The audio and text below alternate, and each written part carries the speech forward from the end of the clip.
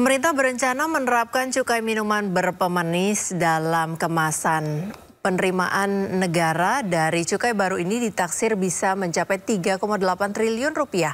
Namun apakah alasan mengenai pengenaan cukai minuman berpemanis semata-mata untuk menambah penerimaan negara?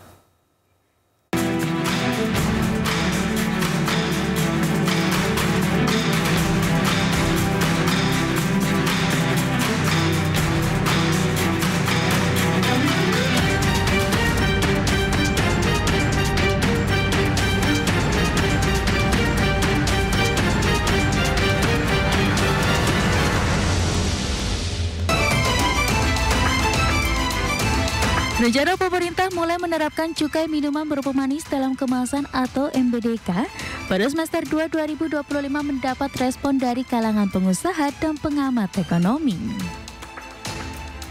Kasubdit Tarif Cukai dan Harga Dasar Ditjen Bea dan Cukai Kementerian Keuangan, Akbar Harfianto menjelaskan tujuan utama pengenaan cukai MBDK ialah untuk mengendalikan konsumsi gula tambahan pada masyarakat. Sementara dari sisi penerimaan negara, pengenaan cukai MBDK pada tahun ini ditargetkan dapat berkontribusi pada penerimaan negara sebesar 3,8 triliun rupiah. Pengusaha menilai harus ada konsolidasi dan mitigasi dampak dari penerapan kebijakan ini, sehingga pemerintah diharapkan tidak terburu-buru dalam penerapannya. Adapun pengamat menilai potensi penerimaan negara tidak signifikan sehingga dimungkinkan mencari formulasi lain agar tidak menggerus daya beli masyarakat yang sudah lemah dan dampak negatif lainnya. Hal itu diungkapkan Roy Mande, Chairman Affiliation Global Retail Association, dan Rizal Taufikur Rahman, Kepala Pusat Makroekonomi dan Keuangan Indef dalam program Market Review Rabu 13 Januari 2025.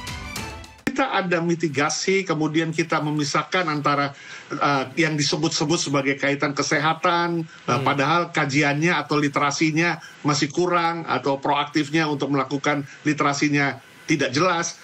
Nah, lebih baik ini dipertimbangkan dulu atau jangan tergesa-gesa. Karena kalau kita diajak bicara, kemudian dicari jalan keluarnya, tadi saya sudah katakan beberapa produser sudah mulai formulasi lagi. Ya, mereform formulasi daripada minuman yang berpemanis itu supaya di bawah standar dan memang sehat dan sekaligus juga tidak terkena cukai sehingga daya beli tetap terjaga.